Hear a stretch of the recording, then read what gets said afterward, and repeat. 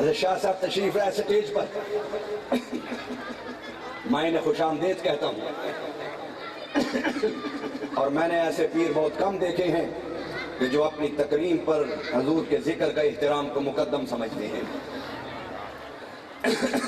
اور اللہ تعالیٰ اگر ایسے مشائخ اور علماء ہمیں عطا فرمائے تو جو غیروں کو پروپاگنڈے کرنے کا موقع ملتا ہے وہ دم توڑ جائے۔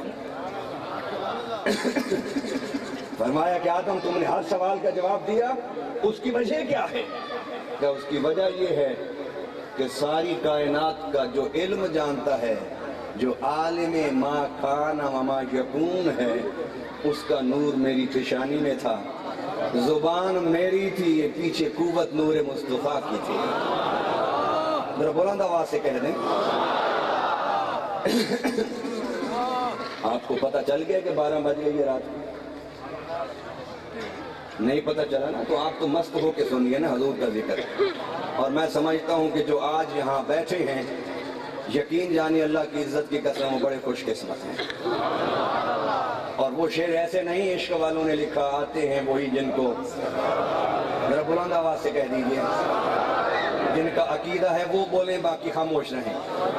آتے ہیں وہی جن کو، کتنے خوش قسمت ہیں۔ اس لیے تو میں نے قسم اٹھا کے کہا کہ آپ خوش قسمت ہیں، اس لیے کہ آپ آئے نہیں ہیں، آپ بھیجے گئے ہیں۔ میرے بیٹے کی سالگرہ ہونا تو میرے گھر کی دیوار کے ساتھ میرے سگے بھائی کا بھی گھر ہو تو وہ نہیں آئے گا کہ مجھے بلایا نہیں ہے۔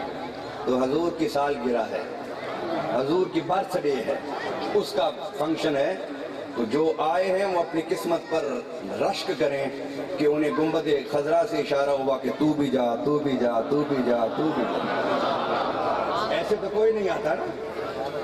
آپ آئے نہیں ہیں، آپ کو بھیجا گیا ہے، اور جو بھیجنے والے نبی ہیں وہ گنبد خضرا میں بیٹھ کے جب چاہیں جس وقت چاہیں ہماری اس محفل پر نظر توجہ بھی فرما رہے ہیں۔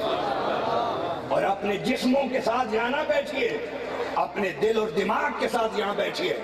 میں پھر قسم اٹھا کے کہتا ہوں اللہ کی، جو اپنے دل اور دماغ کے ساتھ یہاں بیٹھے گا اور حضور کی اس خوشی میں خوش ہو کے بیٹھے گا اور تر و تازہ ہو کے بیٹھے گا، میں قسم اٹھا کے کہتا ہوں کہ وہ قبر میں بعد میں پہنچے گا، حضور اس کے استقبال کے لیے پہلے آئے۔ اللہ اکبر۔